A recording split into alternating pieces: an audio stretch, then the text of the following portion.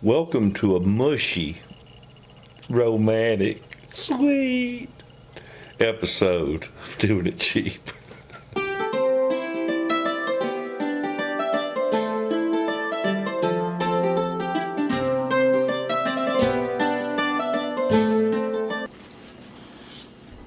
Hey folks, how y'all doing?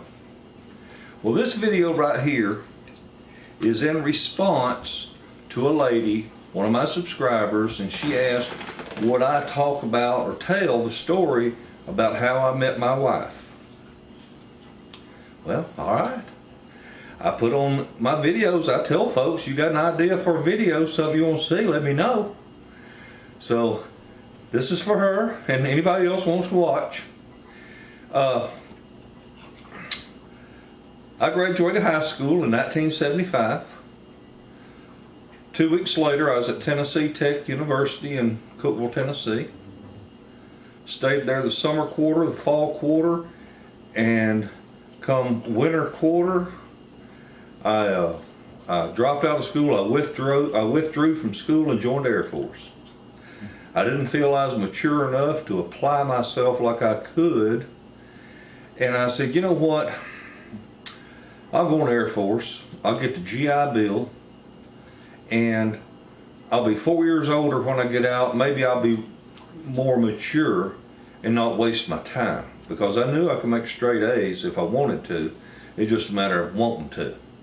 Besides that, I was away from home and I discovered girls. Anyhow, I joined the Air Force on February 24th, 1976. I went to basic training at Lackland Air Force Base, Texas. Then on to technical school in Denver, Colorado at the now closed Lowry Air Force Base. Anyway, because it was a school and we were basically off duty, you know, on weekends and nights and that kind of thing, there was lots of opportunity to go to the NCO club or the Airmen's Club and meet girls and date and whatnot. Anyway, I did a lot of dating in college, and I did a lot of dating whenever I was there in Denver. Well, I got orders to Mountain Home Air Force Base, Idaho. And I said, where in the hell is Mountain Home Air Force Base, Idaho? And back then, we didn't have no computers. You couldn't just Google it and pull it up and look at it. No, all you had was an atlas. Well,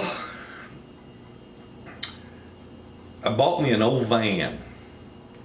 I think it was a 1968. I think it was a 1968 Dodge van. Had the motor between the seats, and I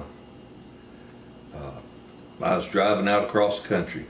This was in November of 1976. I'm driving cross country from Tennessee to Idaho. 18-year-old, never been out of the state of Idaho except what little time, or I'm sorry, never been out of the state of Tennessee except on vacation to Florida, and now then I'd gone to basic training and gone to Denver. Anyway, here I am by myself, 18-year-old, driving across country in an old van. I remember I gave $900 for it, and it took me 3 days. I'd get tired and I'd pull over at a gas station or something and just park alongside the building. This is in the days when vans were cool, you know. Now it wasn't one of them nice ones that had a real fancy inside, but it had the bed and it had a little sink and an ice box, you know. It was a hippie van. It was a homemade hippie van. It wasn't, you know, it wasn't real pretty. It didn't have the murals on the side and a fancy paint job. But anyway, I get to Mountain Home, Idaho. And I check into the Air Force Base and do what I got to do there. And Mountain Home is 10 miles down the road, Mountain Home, Idaho. And they had a hamburger joint there called the Red Steer. And it was, I think, owned by Kentucky Fried Chicken because they shared a building. So you could go get a burger in that town, you could get a pizza, and you could go to Kentucky Fried Chicken, and there wasn't much else. Well, I pulled up to the speaker at the drive-up window, and I'm sitting there in line, about 3 or 4 cars in front of me, and And I'm looking at the menu, and this voice comes over and says, "Welcome to the Red Steer. May I take your order?" And I looked at the menu and I said, "Yes, ma'am. I was really putting that southern accent on because I was in Idaho. I said, "Yes, ma'am. I'd like me one of them there big red sandwiches." That was a hamburger. Order French fries. One of them fish sandwiches. And a medium-sized lemonade. And she said, "Sir, that would be cheaper if you ordered that as a big red special and an ocean eater." Oh my God! Even at 18 I like doing it cheap. I said, "My God, this woman don't even know me and she's trying to save me a dime." Oh yeah. Well, I'm sitting there in line. Finally gets to be my turn to pull up the window. It's November now in Idaho and it's cold. And I'll not forget, she had her little red uniform on with her little red beret and a white turtleneck shirt. Because she's working the window and it's cold. And she opens the window, she says, "That'll be so much." And I said, "Okay, here you go." And I paid her. And while she's getting my change, of course she'd shut the window, and while she's getting my change, I said, "Daphne, Daphne." And she's looking around like, who's hollering at her? Then she realizes it's me. And she opens the window. He says, "How do you know how to pronounce my name?" I said, "Well, that's the only way we know how to pronounce Daphne in Tennessee, and that's Daphne." She says, "Oh." And she handed me my change. She said, "Well, what do you want? What do you want?" "Oh, I just want to tell you I didn't want no lid on my lemonade." "Oh." So she hands me lemonade. And I said, "You know, I know this don't look good, what with me driving a van and all, but would you go out with me this weekend?" She says, "I don't even know you." I said, "Well, my name's Bob and I'm from Leoma, Tennessee." About that time my food come. And I said, "Well, could I at least get your phone number?" And she gave me her phone number. So, I'd be bopping back down 10 miles back to the Air Force Base. I'll never forget, I went in my room where my roommate was, and I said, "Dadgummit, Jerry, you were supposed to keep me away from women." I said, "I done met me one." I said, "And she's nice." And so I tried to call her that evening, no answer. I tried to call her the next day, no answer. I tried to call her the third day. It was Thanksgiving Day, and no answer.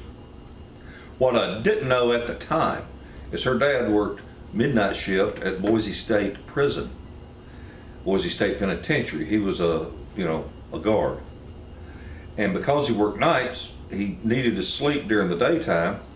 And back then, we didn't have no cell phones now. And a wireless telephone, I don't even know if it's been invented yet. But my mother-in-law would sit by the telephone that was hanging on the wall with a cord. Those you young people don't even know what that is. But anyhow, she would sit there with the ringer turned all the way down, but you could still hear that solenoid kick in, just like make a little hum of a sound. And hell, if she wanted to talk to somebody, she had to just sit there all day long, just wait for that phone to hum. Anyway, when I realized that, I wasn't getting no answer, and I said, well, maybe she gave me a fake number. So I go back to the restaurant. And I walk up to the counter and I said, is Daphne here? He said, no, she's off today. I said, well, I've been trying to call her for 3 days. And they explained to me they had to keep the phone turned down. And I said, oh, she says, well, I know where she lives. So she told me where Daphne lived, and by God, I just drove over. And I'll never forget, I knocked on the door, and she comes to the door. She just got out of the shower and got dressed, and her hair, blonde hair was dripping wet. She had just combed it out, and she was shocked to see me. How do you know how to find my house? I told her, I said, the girls at the restaurant. She said, well, come in. So I walk in, I say, Well, howdy, Mr. Middleton. Howdy, Mrs. Middleton. I'm Bob Yoakum from Leona, Tennessee, and I'm here to date your daughter. Well, anyway, here it was, Thanksgiving Day. And, I mean, I was 2,500 miles from home, so it wasn't a big deal to me. And, anyway, I asked Daphne, I said, do you want to go out? She says, okay. So we drove to Boise, which was about 36 miles up the road, and went to a movie theater and a strip mall and watched Pony Express Rider. The most non-romantic movie you could ever dream of. And I like to tease her because we kissed in the movie theater. Anyhow, drove her home and actually stayed at her house till about 2 o'clock in the morning talking and maybe doing a little bit of kissing, who knows. And I said, would you like to go out with me tomorrow night? She says, yeah. I said, well, get dressed up because we're going to do it right. So I go back to my dorm on base, go to work next day, and I'm starting to ask everybody, where do I take a girl, a nice place? Where do I take a nice girl to a nice place? And they told me the Black Angus restaurant and hotel. They said they got a stainless steel dance floor, mirrors on the wall. Remember, this is 1976. We talking disco, baby.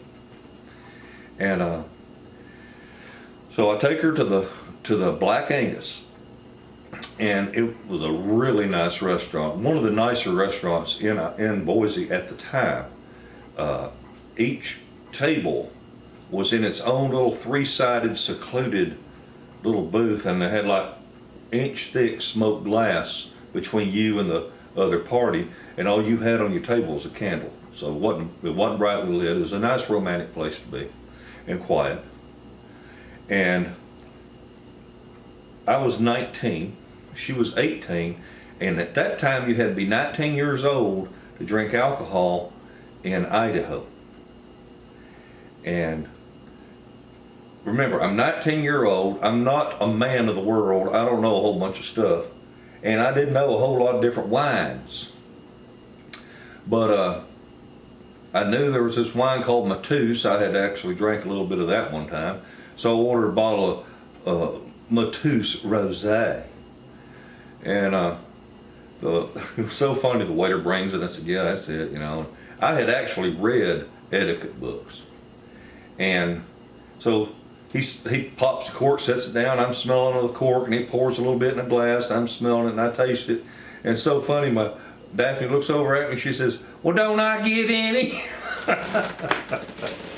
So anyway, that's how I met my wife in our first dates. And we saw each other every single day until I had a mobility exercise on base, went 2 or 3 days without calling her, and her mother ended up calling me. Because back then, a girl didn't call a guy. A girl did not call a boy. So her mama calls me and says, what's the matter? You haven't called Daphne in 2 or 3 days. And I said, been busy, got this mobility exercise. I said, tell her I'll be over tonight. So anyway, she had already joined the Air Force before I met her. And she was on the delayed enlistment program. And you know, we dated every day until the day she left for basic training. Then after she got out of basic training, she went to Wichita Falls, Texas for schooling. She's going to be a medic in the Air Force. And that's where I asked her to marry me. I got a room at the Holiday Inn in Wichita Falls, and up on the roof was a swimming pool. But now, this is late November or December of 1977, and it was cold, and they had the door locked to it. So I told the manager what I wanted to do, and he made sure the door was unlocked for me. So we'd gone upstairs to the bar, and then went out and got down on one knee the whole bit. And I'd been asking her for about a year. Hell, I knew 2 weeks after I met her. But anyway, I've been chasing her till she finally caught me.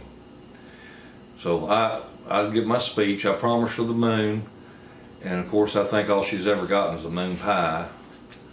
But it's so funny. I'm down on one knee and I give her the ring and all that, and showing her the ring, and I say what I got to say, and she just looks at me and she says, "Well, keep talking." I said, "Keep talking, hell, I'm gonna throw this ring in the daggum swimming pool if you don't say yes." She said, "Of course I'll marry you." I said, "All right."